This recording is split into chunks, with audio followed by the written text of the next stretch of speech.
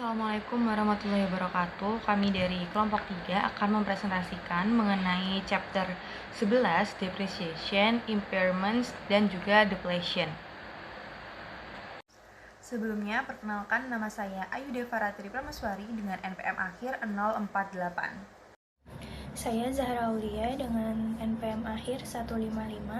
Perkenalkan, nama saya Maria Kristina Yamani dengan 3 digit NPM akhir 166.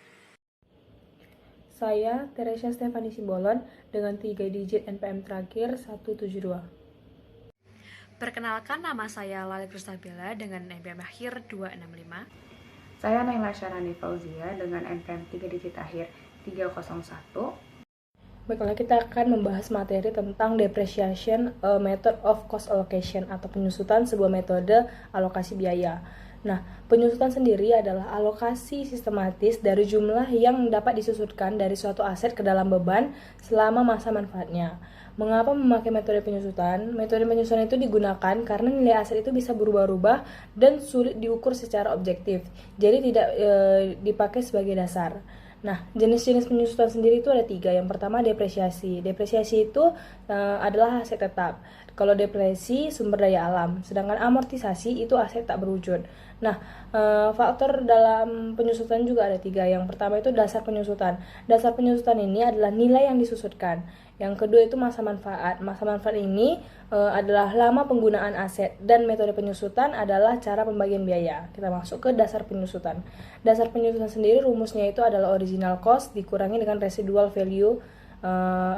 Original cost itu atau biaya awal itu adalah harga perolehan aset, dan residual value atau nilai sisa adalah nilai saat aset itu dijual atau dihentikan.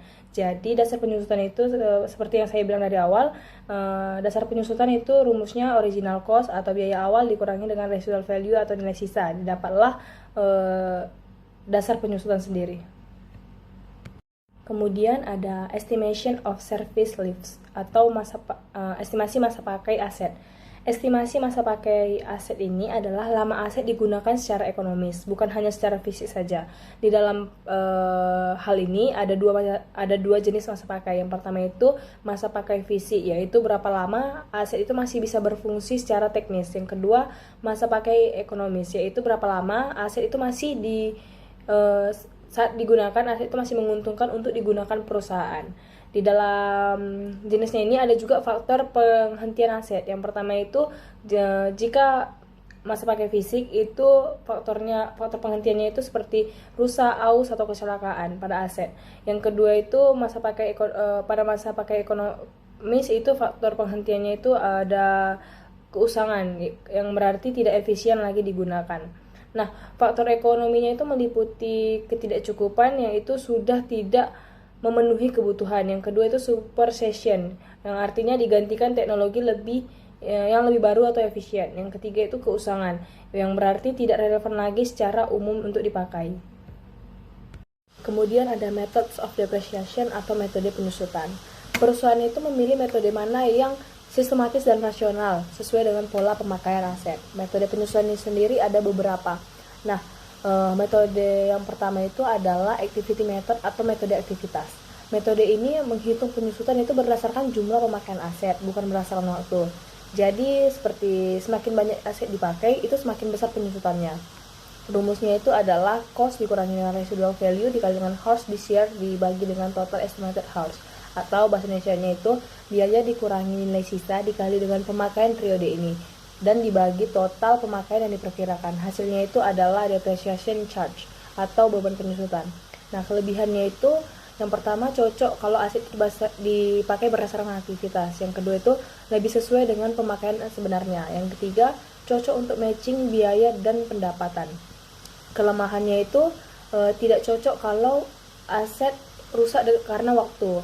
Yang kedua itu sulit memperkirakan total pemakaian, dan yang ketiga itu kurang relevan kalau aset jadi usang karena teknologi atau kebutuhan berubah. Intinya metode ini cocok kalau penggunaan aset itu tidak stabil dan tergantung aktivitas seperti jam kerja mesin atau jumlah produksi. Yang kedua ada straight line method atau metode garis lurus. Metode ini itu menghitung penyusutan berdasarkan waktu dan dibagi sama rata-rata setiap periode selama umur manfaat aset. Rumusnya itu adalah cost dikurangi dengan residual value dibagi dengan estimated service life, atau biaya dikurangi dengan nilai sisa terus dibagi dengan umur manfaat, sehingga hasilnya itu beban penyusutan tiap tahun jumlahnya tetap. Metode ini itu banyak digunakan karena sederhana dan cocok untuk aset yang manfaatnya itu menurun secara stabil dari waktu ke waktu. Misalnya itu karena keusangan yang terjadi secara perlahan. Kalau dilihat ini dari contoh tabel yang ada, itu pada metode garis lurus ini setiap tahun beban penyusutan itu tetap, tetapi nilai bukunya itu terus menurun karena dikurangi dengan beban penyusutan. Akibatnya kalau pendapatannya tetap, maka tingkat pengembalian terlihat semakin besar setiap tahun karena nilai asetnya itu semakin kecil, bukan karena pendapatan yang naik. Kemudian pada yang ketiga itu ada diminishing charge method atau metode penyusutan dipercepat. Nah, metode penyusutan dipercepat ini adalah metode yang membebankan penyusutan itu lebih besar di awal umur aset dan semakin kecil di tahun-tahun berikutnya. Metode ini disebut dipercepat karena beban penyusutan itu tidak dibagi rata tetapi menurun seiringnya waktu.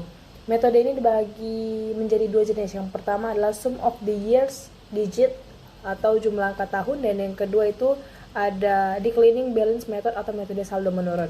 Nah, kita akan membahas sum of the years digit atau jumlah angka tahun. Nah, pada metode jumlah angka tahun ini, dia menghitung penyusutan dengan cara menggunakan dasar penyusutan, yaitu biaya dikurangi dengan nilai sisa.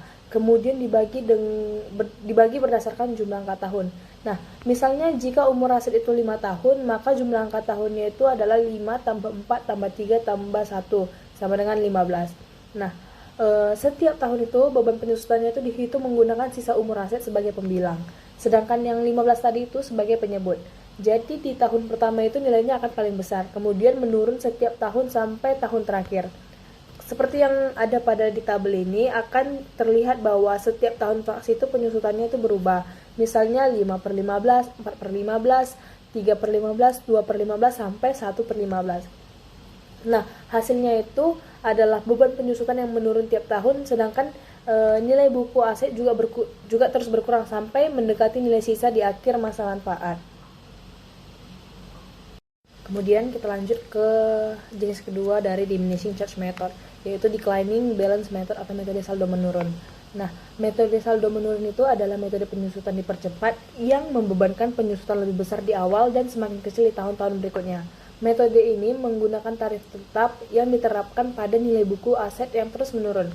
Cara menghitung metode saldo menurun ini dimulai dengan menentukan tarif penyusutan. Biasanya merupakan kelipatan dari metode garis lurus. Setelah itu, penyusutan itu dihitung dengan mengkalikan tarif tersebut dengan nilai buku awal tahun. Rumusnya adalah biaya dikali dengan nilai buku awal tahun. Setelah itu nilai buku dikurangi beban penyusutan untuk mendapatkan nilai buku akhir tahun, dan proses ini diulang di setiap tahun.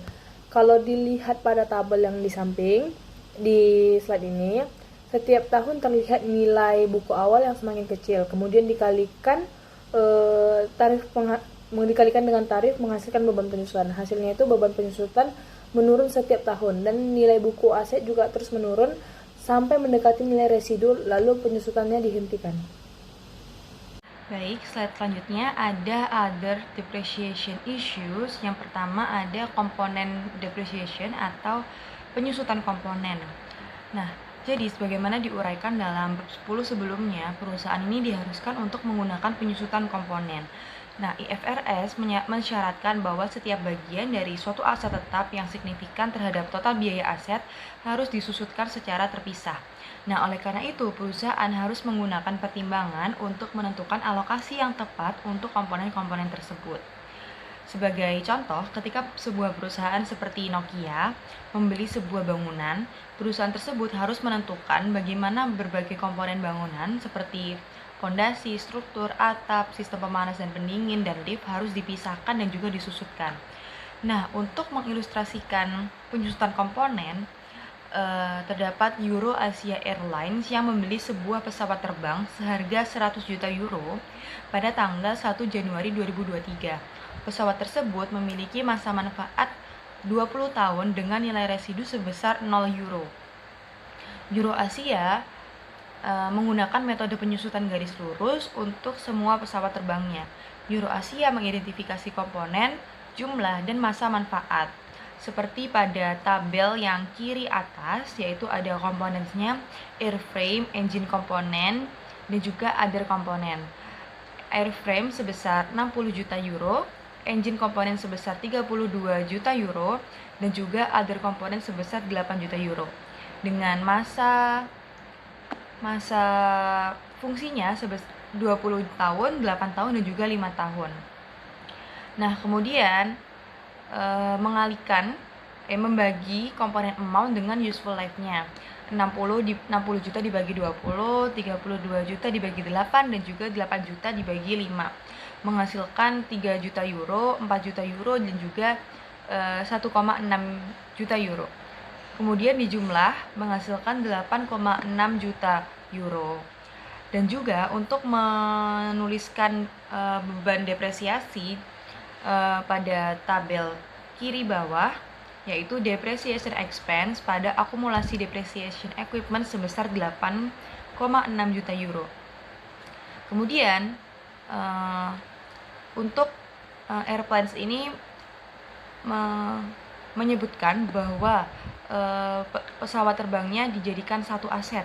Jadinya non-current assets airplane sebesar 100 juta euro, kemudian dikurangi dengan akumulasi depresiasi pesawat sebesar 8,6 juta euro menjadi 91.400.000 euro. Untuk yang kedua ada depreciation and partial periods atau penyusutan dan juga periode parsial. Nah, perusahaan ini jarang membeli aset tetap pada hari pertama periode fiskal atau menjualnya pada hari terakhir periode fiskal. Pertanyaannya adalah berapa banyak penyusutan yang harus dibebankan perusahaan untuk periode parsial yang terlibat.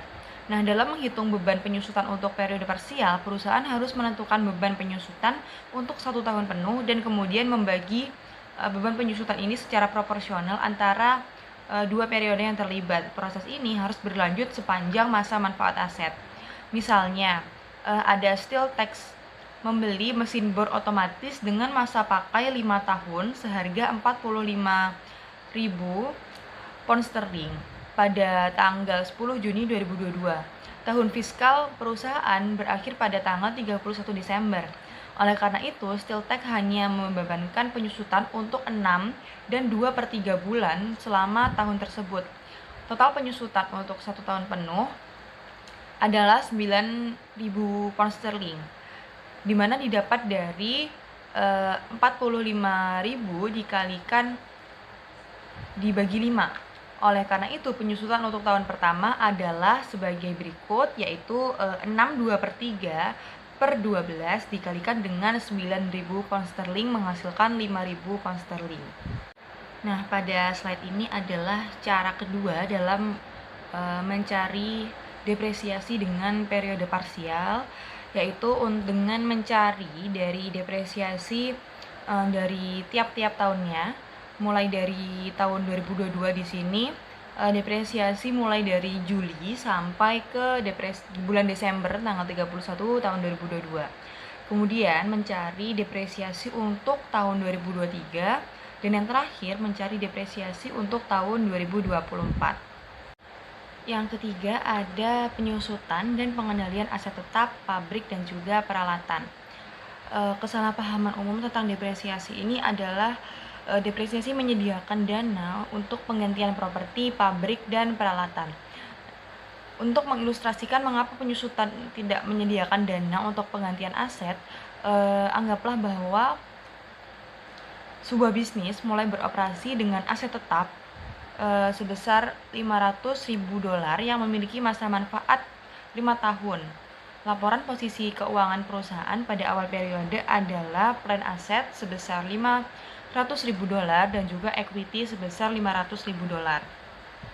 Nah, kemudian jika kita berasumsi bahwa perusahaan tidak memperoleh pendapatan selama 5 tahun, maka laporan laba ruginya adalah year 1, revenue-nya 0 semua, kemudian depresiasi sebesar 100.000 pada tahun pertama sampai tahun kelima.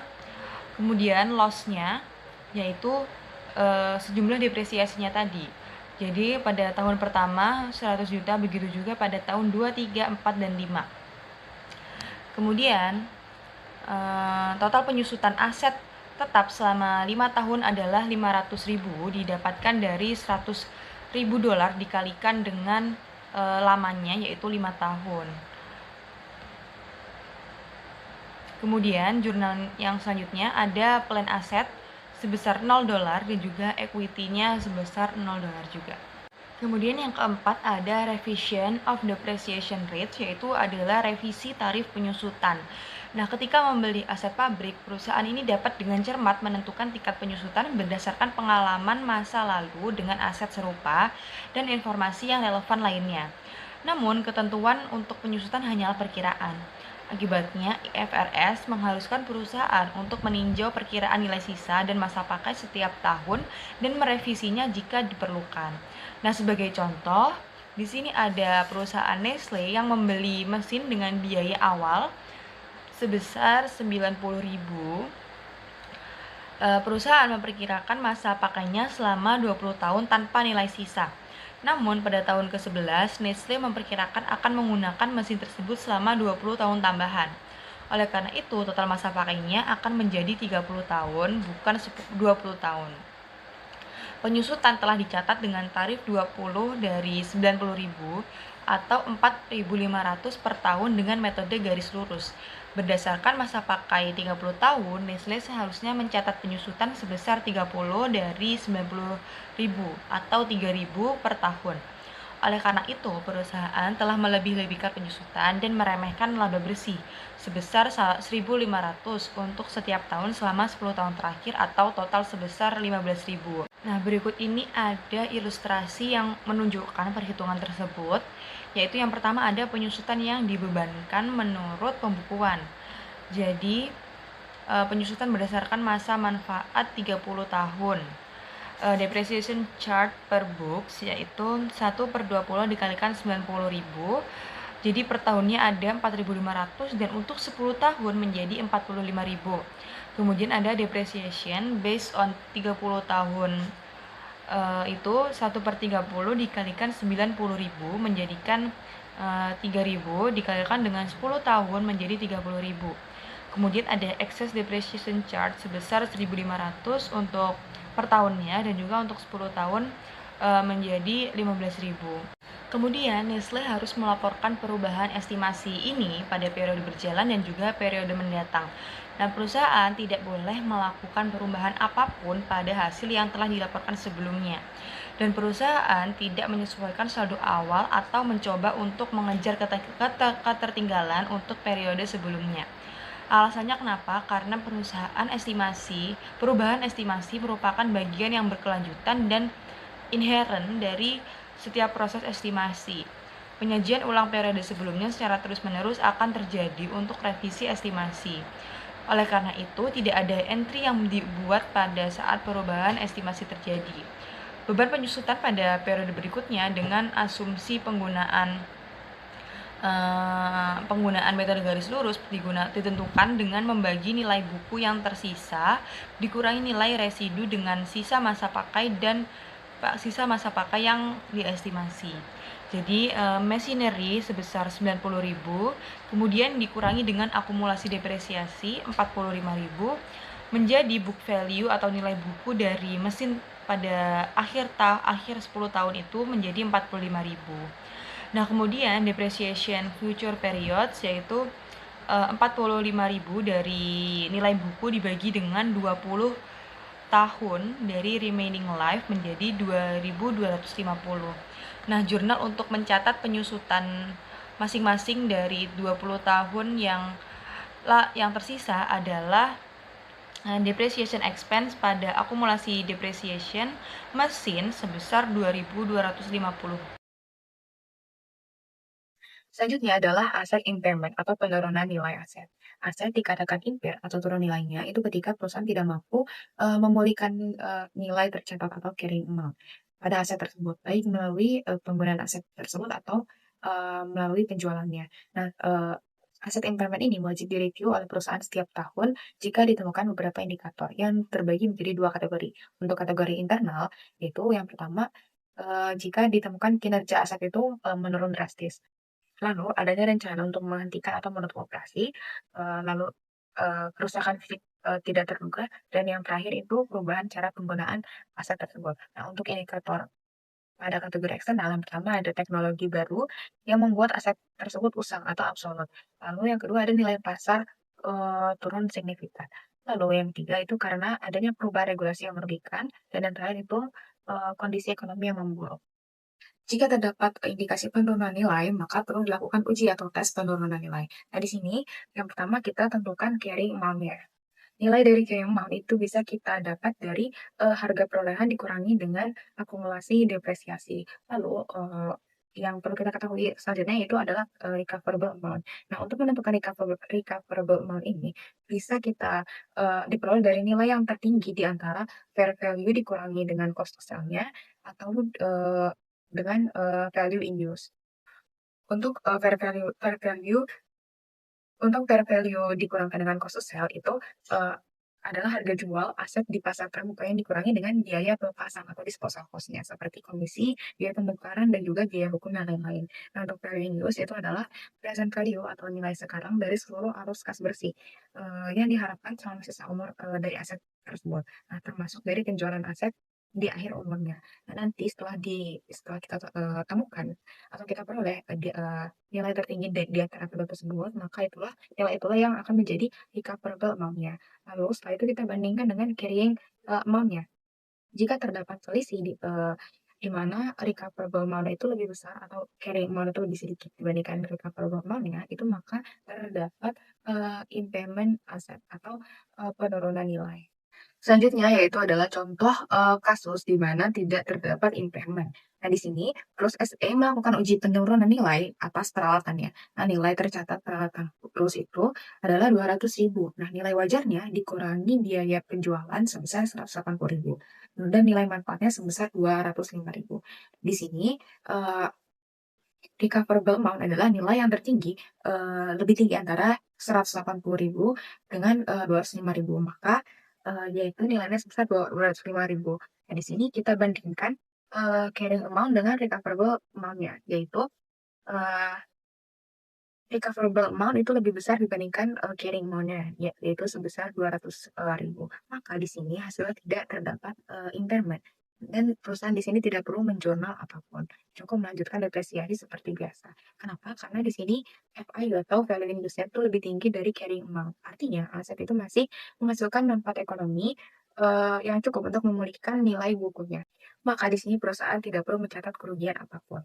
Kasus selanjutnya yaitu terdapat impairment atau terdapat penurunan nilai. Di sini, terus SE melakukan uji penurunan nilai atas peralatannya. Nah, nilai tercatat terus adalah 200.000 dan nilai wajarnya yang dikurangi penjualan sebesar 180.000. Nah, di sini yang membedakan adalah nilai manfaatnya sebesar 175.000. Maka di sini perhitungannya untuk recoverable amount-nya itu sebesar 180.000 karena itu lebih besar dibandingkan dengan nilai manfaatnya atau value in use-nya sebesar 175.000. Nah, di sini kita bandingkan carrying amount-nya sebesar 200.000 dengan recoverable amount-nya sebesar 180.000. Jika di sini kasusnya carrying amount itu lebih besar dibandingkan dengan recoverable amount-nya, maka nilai carrying amount kita kurangkan dengan recoverable amount-nya sebesar 180.000. Hasilnya itu sebesar 20.000. Maka di sini terdapat impairment sebesar 20.000. Di sini Cruz mencatat penjurnalannya yaitu loss on impairment sebesar 20.000 pada akumulasi depresiasi sebesar 20.000. Di sini loss on impairment itu dilaporkan pada net income statement bagian other income and expense. Dan carrying amount barunya yaitu sebesar 180.000. Terus selanjutnya yaitu pada tanggal 31 Desember 2023, Hama ini memiliki peralatan dengan nilai perolehan 26 juta dan akumulasi penyusutan sebesar 12 juta. Nah, setelah penyusutan tahun berjalan telah dicatat, peralatan tersebut memiliki masa manfaat total 4 tahun dengan nilai sisa sebesar 2 juta. Dari informasi tersebut kita peroleh nilai carrying amount-nya itu sebesar 14 juta. Dari harga perolehan sebesar 26 juta dikurangi dengan akumulasi depresiasinya yaitu 12 juta. Lalu di sini Hana ini menggunakan metode penyusutan garis lurus, di mana penyusutan Hana sebesar 6 juta. Dari 26 juta yaitu harga perolehan dikurangi dengan eee, masa manfaat ya, dengan nilai sisa sebesar 2 juta. Lalu dibagi 4 karena untuk 4 tahun dan telah dicatat. Lalu di sini Hana juga telah menentukan bahwa nilai yang dapat dipulihkan atau recoverable amount-nya untuk aset ini pada 31 Desember 2023 itu sebesar 11 juta. Dan sisa umur manfaat peralatan setelah 31 Desember 2023 yaitu 2 tahun. Dan Hana mencatat penurunan pada peralatannya pada 31 Desember 2023 sebagai berikut. Seperti yang kita ketahui, tadi carrying amount-nya itu sebesar 14 juta dan recoverable amount-nya itu sebesar 11 juta. Maka selisihnya yaitu 3 juta. Di itu kita catat pada loss on impairment sebesar 3 juta, pada akumulasi depresiasi di kredit sebesar 3 juta. Lalu untuk tahun 2024, Hanoi menentukan bahwa umur manfaat total peralatan tersebut tidak berubah, sehingga sisa umur manfaat peralatan tersebut masih bersisa 2 tahun. Namun nilai sisa yang diperkirakan pada peralatan tersebut yaitu 0. Maka di sini Hanoi tetap menggunakan metode depresiasi garis lurus dan membuat jurnal untuk mencatat depresiasi pada tahun 2024. Setelah impairment tadi, maka kita peroleh carrying amount baru sebesar 11 juta. Nah, 11 juta ini menjadi basis baru untuk depresiasi. Nah, sisa umur tadi yang kita ketahui itu masih 2 tahun. Seperti yang kita ketahui tadi, sisa umur masih terdapat 2 tahun lagi. Jadi depresiasi per tahun mulai 2024 itu menjadi 11 juta dibagi dengan 2 karena masih dengan sisa 2 tahun, yaitu hasilnya kita peroleh sebesar 5.500.000. Yang artinya itu nilainya turun dari tahun sebelumnya yaitu sebesar 6 juta per tahun. Nah, di sini basis depresiasi itu berubah mengikuti carrying amount yang baru. Selanjutnya terkait dengan reversal impairment atau pembalikan impairment. Nah, di sini terdapat perbedaan antara aturan IFRS dengan USJP. Yang pertama yaitu kalau IFRS itu mengizinkan pembalikan atau reversal jika di tahun berikutnya kondisi itu membaik dan recoverable amount-nya itu naik melebihi carrying amount saat itu. Nah, pembalikan ini nantinya dicatat sebagai recovery amount of impairment loss di income statement.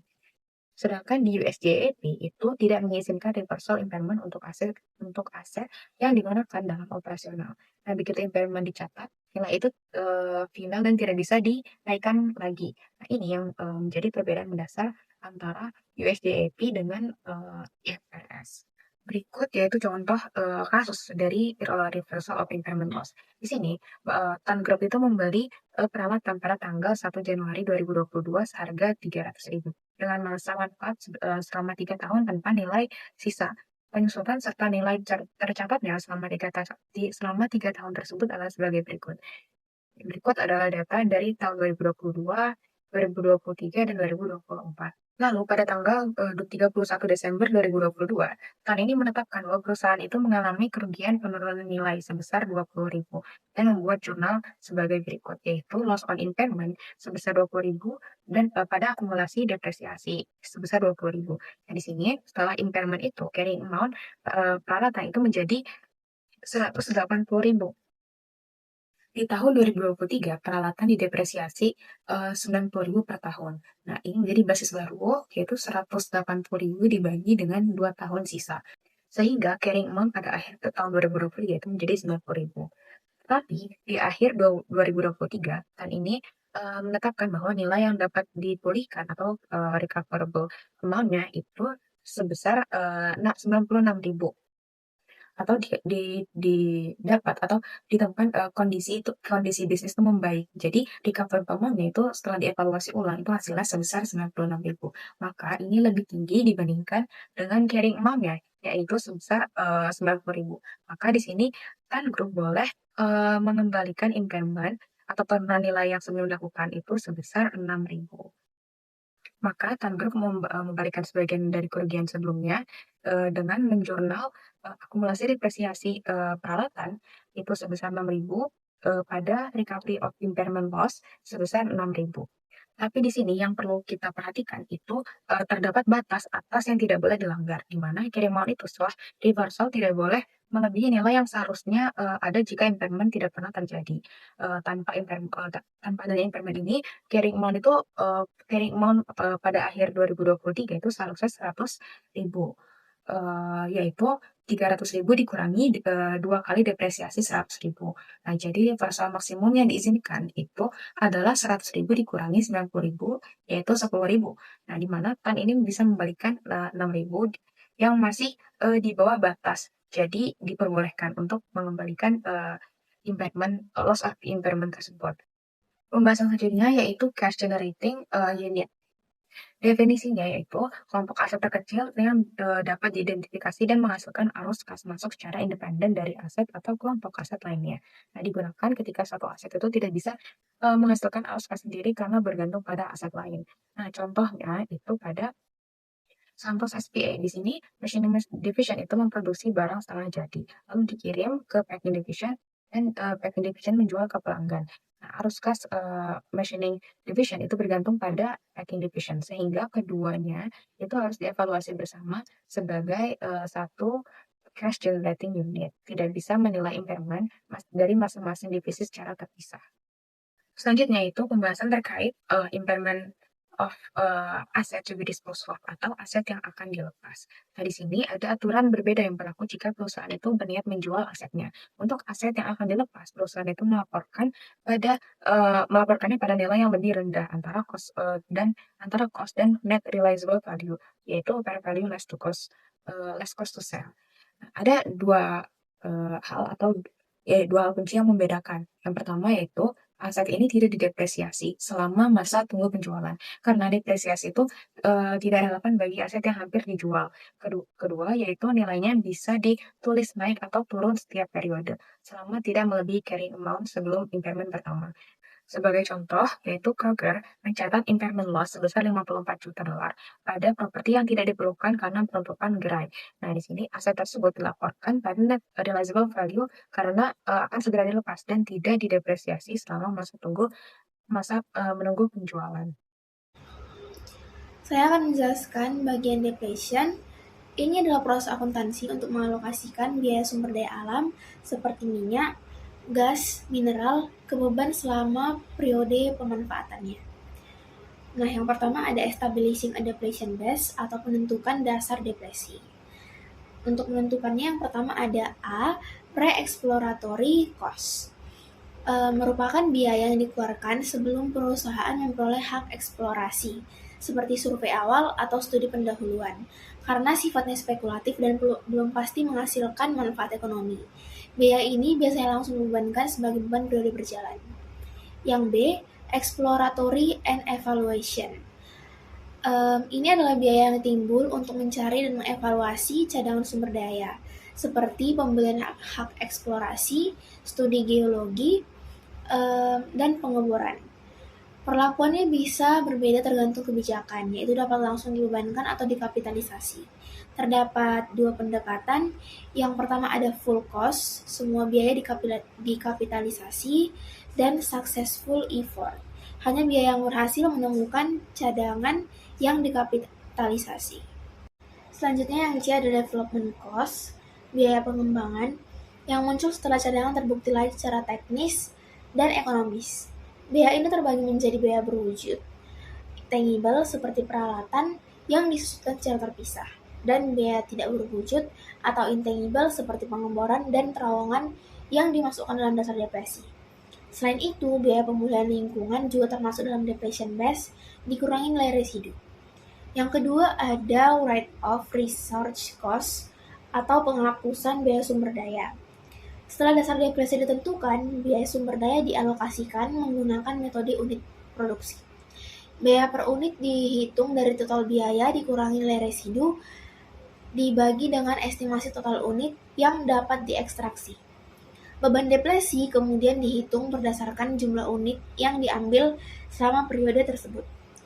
Secara akuntansi, beban ini dicatat sebagai penambahan beban atau persediaan dan pengurangan nilai aset melalui akumulasi depresi, serta dilaporkan dalam laporan laba rugi sebagai bagian dari harga pokok penjualan. Selanjutnya yang ketiga, estimating recoverable reserves atau estimasi cadangan. Perusahaan perlu memperkirakan jumlah cadangan yang dapat dipulihkan. Namun estimasi ini dapat berubah karena informasi baru atau perkembangan teknologi. Jika terjadi perubahan, perusahaan menyesuaikan perhitungan depresi secara prospektif, yaitu hanya untuk periode yang mendatang tanpa mengubah periode sebelumnya. Estimasi ini bersifat tidak pasti dan didasarkan pada pertimbangan terbaik yang tersedia. Yang keempat, liquidity and dividends. Dividen likuidasi terjadi ketika perusahaan membagikan dividen yang melebihi laba ditahan. Dalam hal ini, sebagian dividen dianggap sebagai pengembalian modal kepada pemegang saham, sehingga tidak seluruhnya dicatat sebagai pengurang laba ditahan, melainkan sebagian dibebankan ke akun modal seperti share premium. Perusahaan juga harus mengungkapkan informasi ini agar pemegang saham memahami sumber dividen tersebut. Yang kelima, presentation on the financial statement, penyajian laporan keuangan. Dalam laporan keuangan, perusahaan harus mengungkapkan kebijakan akuntansi terkait eksplorasi dan evaluasi serta jumlah yang berkaitan dengan aset, liabilitas, pendapatan, beban, dan arus kas dari aktivitas tersebut. Aset sumber daya alam disajikan sebesar biaya perolehan dikurangi akumulasi depresi di neraca. Sedangkan beban depresi dilaporkan dalam laporan laba rugi, biasanya sebagai bagian dari harga pokok penjualan. Lanjut, kita akan membahas tentang revaluation. Yang pertama, perusahaan boleh menilai aset dengan nilai wajar. Jika nilainya naik, tidak masuk laba rugi, tetapi masuk ke OCI atau ekuitas.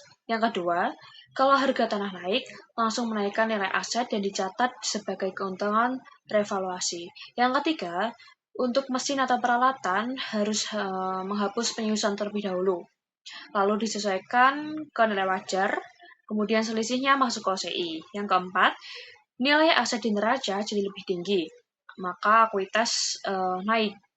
Dan beban penyusunan ke depan pun ikut berubah. Yang kelima, revaluasi harus konsisten, tidak boleh hanya pilih aset tertentu saja. Yang terakhir atau yang keenam ini, revaluasi ini membuat laporan lebih realistis, tetapi membutuhkan biaya apresial, jadi tidak semua perusahaan memakainya. Selanjutnya, presentation and analysis. Di sini kita akan membahas bagaimana perusahaan menyajikan dan menganalisis properti, plant, equipment, serta mineral resource dalam laporan keuangan. Dari sisi presentation, perusahaan harus melaporkan aset tetap berdasarkan historical cost serta mengungkapkan informasi seperti metode depresiasi, umur manfaat, dan accumulated depreciation. Sedangkan dari sisi analisis, data aset tersebut kemudian dianalisis menggunakan beberapa rasio keuangan untuk menilai efisiensi dan profitabilitas penggunaan aset perusahaan. 3 rasio utama yang akan dibahas yaitu asset turnover, margin on sales, dan return on asset. Rasio pertama yang digunakan dalam analisis aset adalah asset turnover. Asset turnover merupakan rasio yang digunakan untuk mengukur seberapa efisien perusahaan menggunakan total asetnya untuk menghasilkan penjualan. Semakin tinggi rasio ini, semakin efektif perusahaan memanfaatkan aset yang dimiliki. Jadi di sini ada data dari Siemens Group. Net sales-nya sebesar 83.044, lalu total aset pada 2018 138.915, total aset pada 2017 136.111, dan net income-nya sebesar 6.120. Lalu untuk mencari aset turnover, rumusnya itu net sales dibagi dengan average total aset. Net sales-nya tadi 83.044 dibagi dengan 138.915, kemudian ditambah dengan 136.111, setelah itu baru dibagi dengan 2. Dari perhitungan tersebut diperoleh aset turnover sebesar 0,60. Artinya setiap 1 euro aset yang dimiliki Siemens mampu menghasilkan penjualan sebesar 0,60 euro. Rasio ini dihitung untuk menilai apakah aset perusahaan digunakan secara produktif. Jika nilainya rendah, perusahaan perlu mengevaluasi apakah terdapat aset yang kurang dimanfaatkan atau tidak efisien. Selanjutnya, profit margin on sales. Profit margin on sales menunjukkan berapa persen laba bersih yang diperoleh perusahaan dari setiap penjualan. Di sini untuk mencari profit margin on sales, rumusnya net income dibagi dengan net sales. Untuk datanya kita masih menggunakan data yang sama, yaitu dari Siemens Group. Di sini net income-nya 6.120 lalu dibagi dengan 83.044.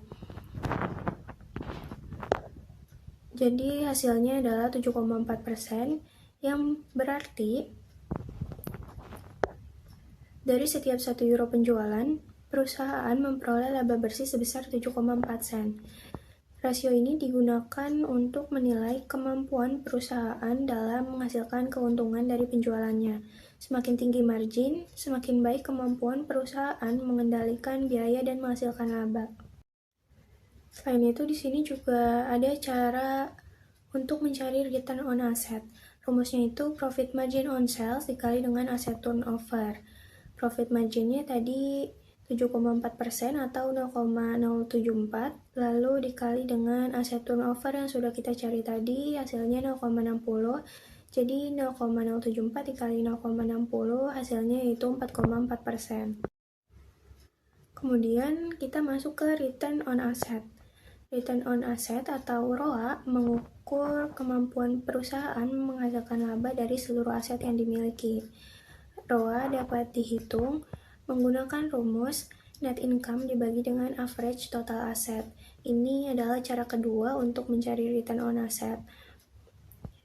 Jadi net income-nya itu 6.120 lalu dibagi dengan 138.915 ditambah dengan 136.111. Setelah itu baru dibagi dengan 2, hasilnya 4,4%, sama dengan perhitungan yang sebelumnya. Return on asset penting untuk dihitung karena menunjukkan seberapa efektif perusahaan menggunakan seluruh asetnya untuk menghasilkan keuntungan. Semakin tinggi return on asset, semakin efisien dan profitable perusahaan dalam mengelola asetnya.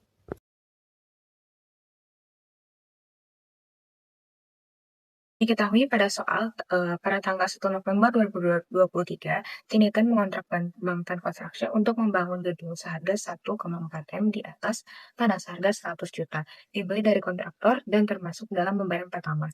Nah, Shala melakukan pembayaran berikut kepada perusahaan konstruksi selama 2023. Pada 1 Januari 2023 membayar 210 juta, lalu 1 Maret 2023 300 juta, 1 Mei 2023 540 juta, dan Desember tanggal 31 2023 450 juta, dengan total 1,5 M. Dan Bangtan Construction menyelesaikan bangunan tersebut siap huni pada tanggal 31 Desember 2023. Tiniten memiliki utang berikut pada tanggal 31 Desember 2023. Utang Tiniten secara spesifik berhubungan dengan konstruksi. Yang pertama, bunga sebesar 15% beserta bayar tahun untuk pembelian tanah dan pembangunan gedung tanggal 31 Desember 2022 dengan bunga yang dibayarkan setiap tahun pada tanggal 31 Desember itu sebesar 750 juta. Dan utang Tiniten lainnya yaitu bunga sebesar 10% wajib bayar 5 tahun, lalu pada tanggal 31 Desember 2019 dengan bunga dibayarkan setiap tahun pada tanggal 31 Desember sebesar 550 juta. Dan bunga 12% itu obligasi 10 tahun yang diterbitkan pada 31 Desember 2018 dengan bunga dibayarkan setiap tahun pada tanggal 31 Desember sebesar 600 juta. Pada poin A itu kita diminta untuk menghitung akumulasi pengeluaran rata-rata tertimbang untuk tahun 2023. Di sini dengan rumus weighted average accumulated expenditure itu adalah jumlah pembayaran dikalikan dengan bulan tersisa dibagi 12. Nah, pada tanggal 1 Januari itu terdapat pembayaran 210.000 dengan bulan bobot bulan atau bulan tersisa 12 karena itu masih dibayarkan pada tanggal 1 Januari dibagi dengan 12. Maka weight average-nya pada akumulasi weight average-nya pada 1 Januari itu sebesar 210 juta. Lalu pada 1 Maret itu pembayaran sebesar 300 juta dengan bulan tersisa 10 bulan dibagi dengan 12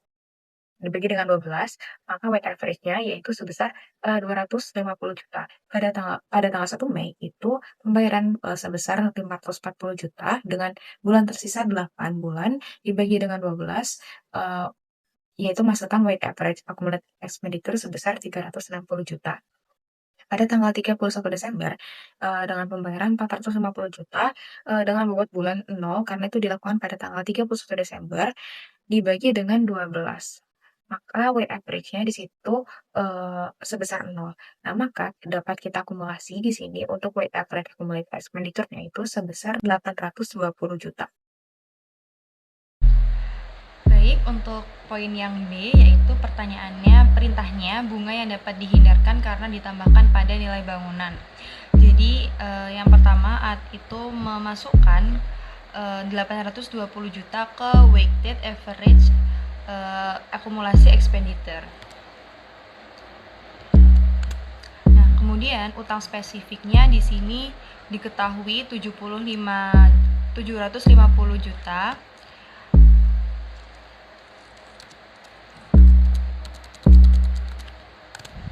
Dengan suku bunga 15%.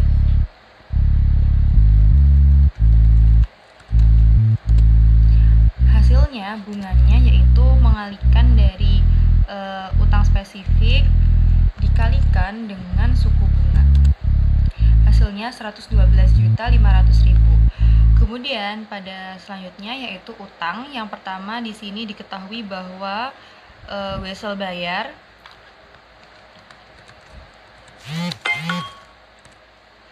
dengan bunga 10%. Yang kedua ada obligasi sebesar 12%.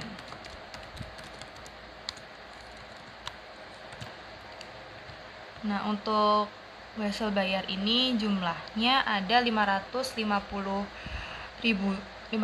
juta. Kemudian untuk obligasi 600 juta. Jadi untuk mencari bunga per tahun yaitu 10% dikalikan 550, begitu kemudian 12% dikali 600 juta.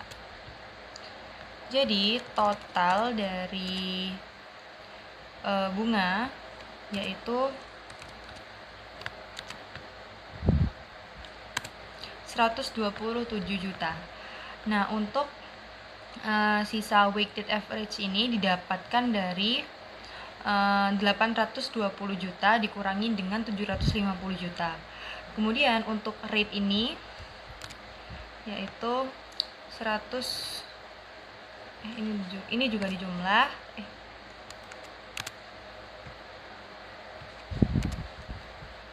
ini penjumlahan dari wesel bayar dan juga obligasi. Kemudian di rate-nya ini 127 juta di sini dibagi dengan 1.150 juta. Kemudian dikalikan dengan 100%.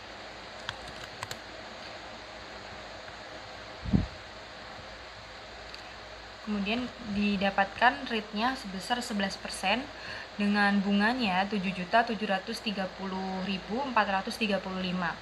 Nah, jadi untuk total bunga yang dapat dihindarkan ini didapat dari 112.500 juta ditambahkan dengan 7.730.435 dihasilkan 120.230.434,78.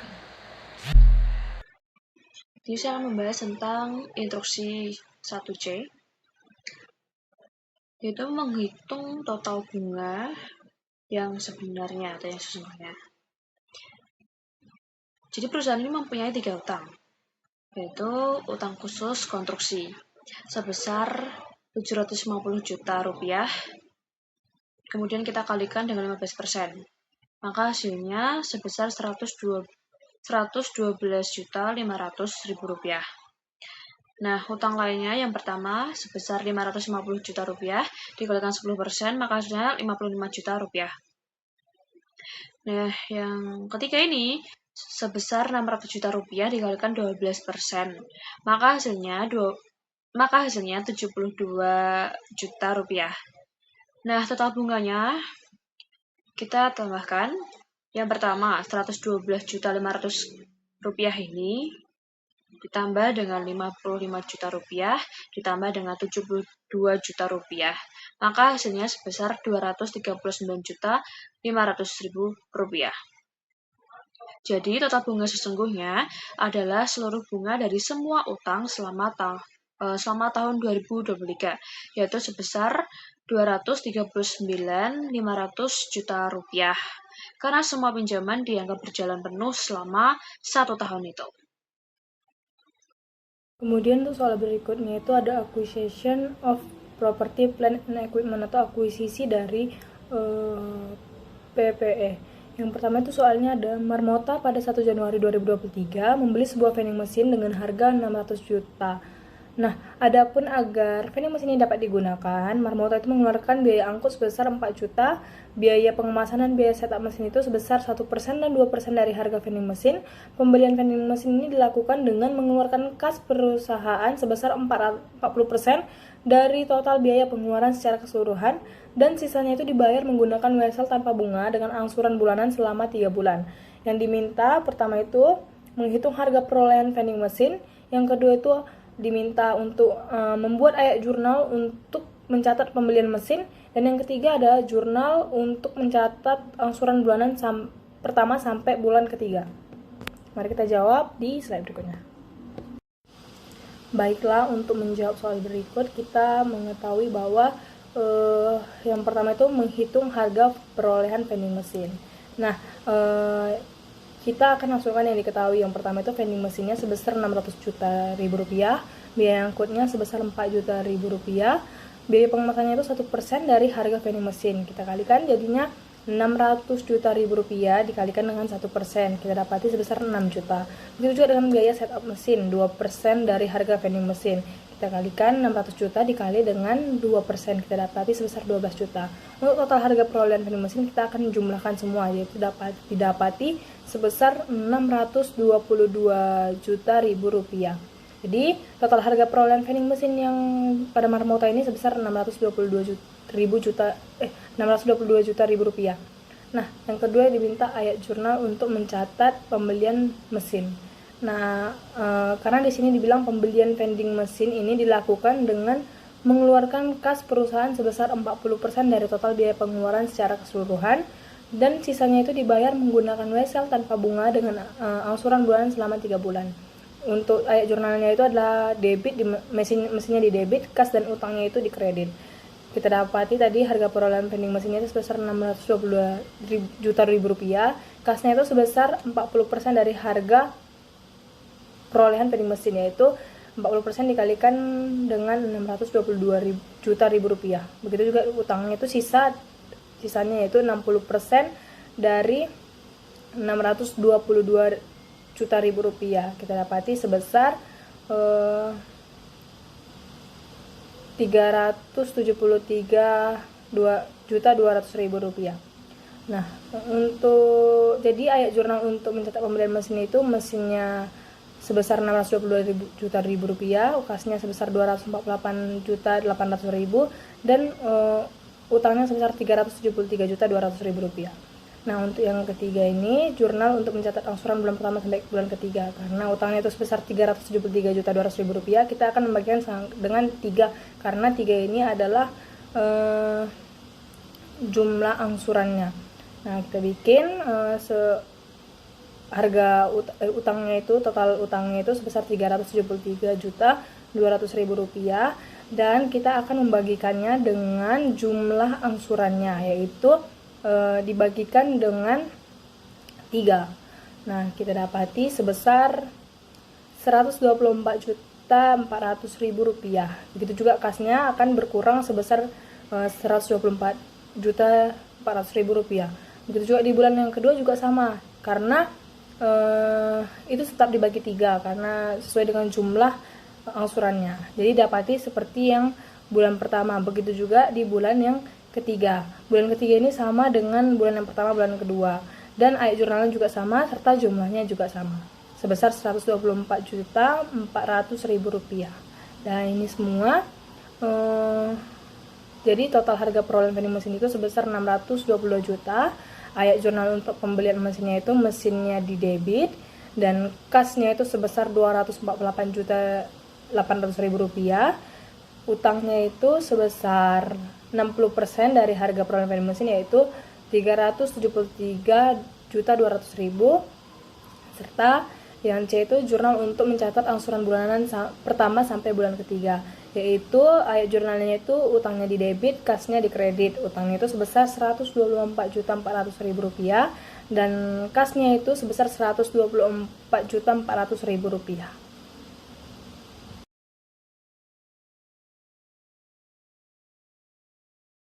Selanjutnya soal nomor 2, yaitu pada 1 Januari 2026 vending mesin yang dibeli oleh Marmota berhasil terjual.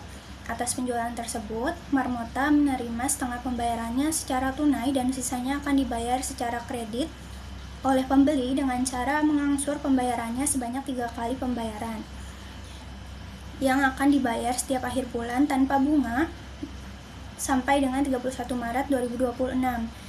Nah, metode penyusutan yang digunakan yaitu garis lurus dan vending mesin disusutkan selama 5 tahun tanpa nilai residu. Soal yang D, kita disuruh menghitung akumulasi penyusutan mesin dan nilai bukunya. Yang pertama, kita masukkan harga perolehannya yaitu Rp622 juta. Setelah itu kita akan mencari beban penyusutannya dengan cara harga perolehan dibagi dengan 5. Kenapa 5? Karena vending mesin disusutkan selama 5 tahun. Setelah itu kita kali, karena ini dibeli pada tanggal 1 Januari 2023 dan kita akan menghitung beban penyusutan 31 Desember 2023, maka kita kalikan dengan 12/12. Untuk tahun-tahun selanjutnya nilai beban penyusutannya sama.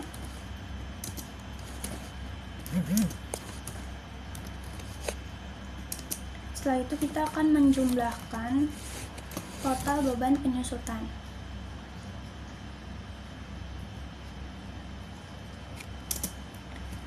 Kemudian kita menghitung akumulasi penyusutan.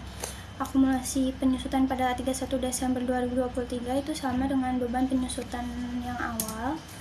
Setelah itu untuk tahun selanjutnya dihitung dengan cara menambahkan akumulasi penyusutan tahun sebelumnya dengan beban penyusutan tahun yang akan dicari.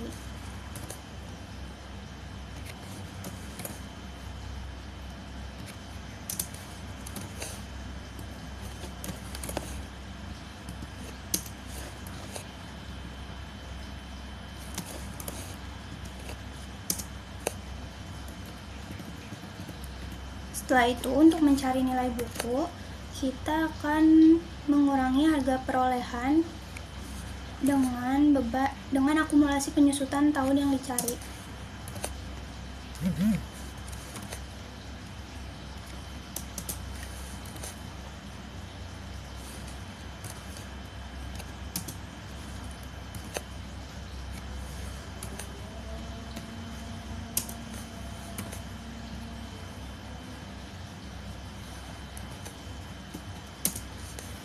Nah, ini udah 0, berarti udah betul. Selanjutnya, kita akan ke soal yang E. Di sini, buatlah jurnal untuk mencatat transaksi dan angsurannya apabila vending mesin dijual dengan harga 360 juta. Oh iya, karena karena vending mesin terjual pada 1 Januari 2026, maka kita akan memakai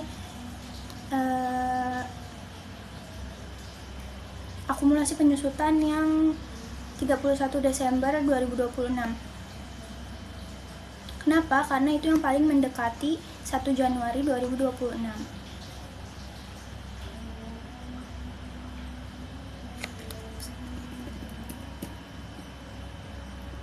Oke, di sini karena vending mesin akan dijual dengan harga 360 juta. 360 juta nilai bukunya 248.800.000. Berarti ini akan untung. Nah, untuk jurnalnya yang pertama itu ada kas di debit, lalu piutang, setelah itu akumulasi penyusutan, dan untuk kreditnya itu ada vending mesin, dan keuntungan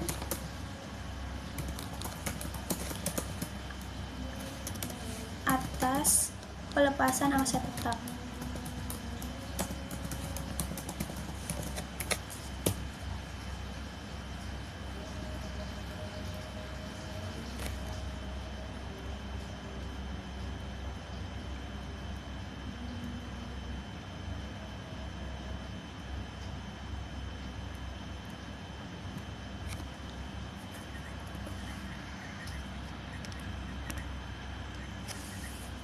Jadi kasnya itu 360 juta dibagi dengan 2, karena kan setengahnya akan dibayar secara tunai dan setengahnya lagi akan diangsur. Untuk piutangnya sama dengan kas. Setelah itu akumulasi penyusutannya kita pakai 373.200. Untuk vending mesin kita akan memakai harga perolehannya. Lalu untuk keuntungan atas pelepasan aset tetap,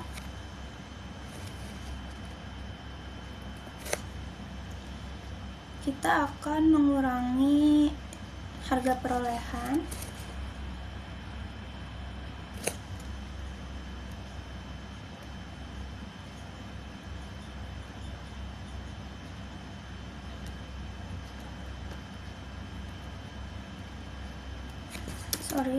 kita akan menjumlahkan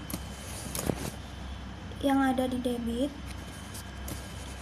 dan mengurangi dengan vending mesin ini. Untuk jurnal angsuran ke-1 sampai ke-3 itu sama karena nominalnya dibagi 3 dan tanpa bunga. Untuk jurnalnya ini itu kas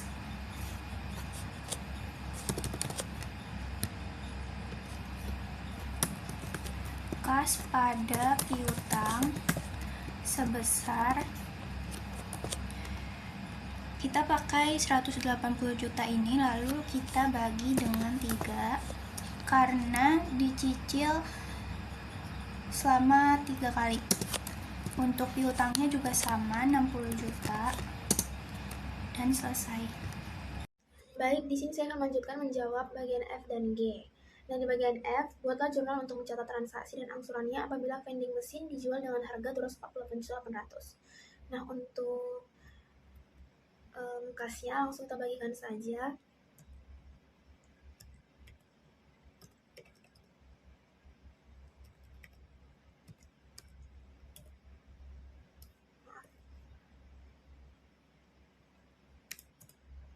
Nah, dapat sebesar 124.400. Untuk piutangnya juga sama karena dia dibagi 2. Nah, di sini akumulasi penyusutannya kita pakai yang ini, 333.200 Harga vending mesinnya di sini sudah tertera 622 juta. Kita total dulu untuk melihat dia untung atau rugi.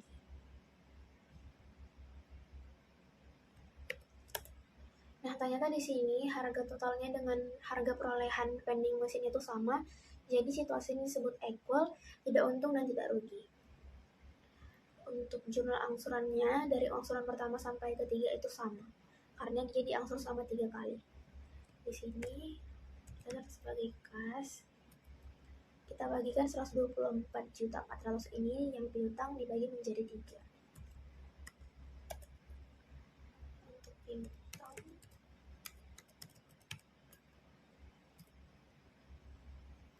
seperti ini. Berikutnya yang G, buatlah jurnal untuk mencatat transaksi dan angsurannya apabila vending mesin dijual dengan harga 186.600.000. Di sini kita bagi 3 lagi kita bagi 2 seperti tadi.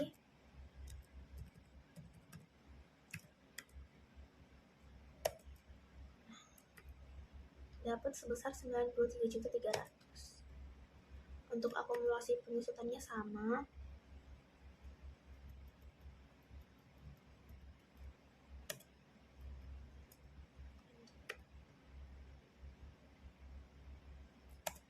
Kita total dulu untuk melihat dia untung atau rugi.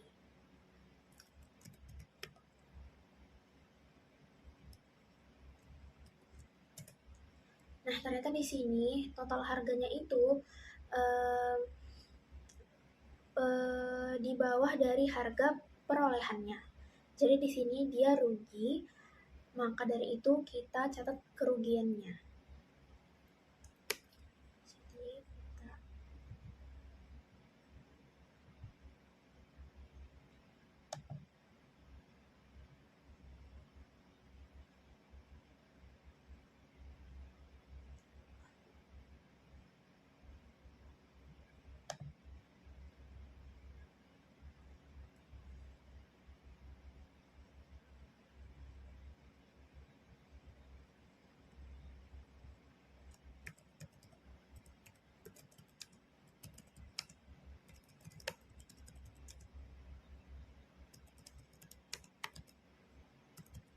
Kita catat sebagai kerugian atas pelepasan aset tetap.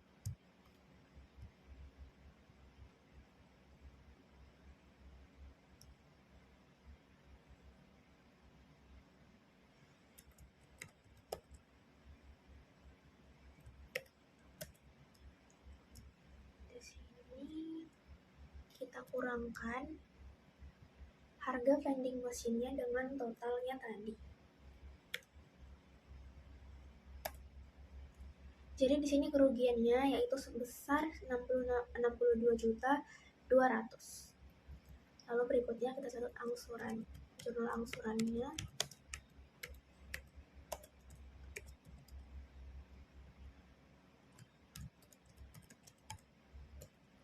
Di sini kita catat seperti tadi, kita bagikan dulu menjadi 3 karena diangsur selama 3 kali.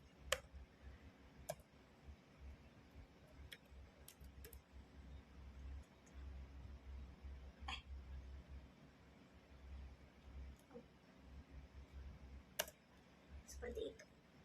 Terima kasih.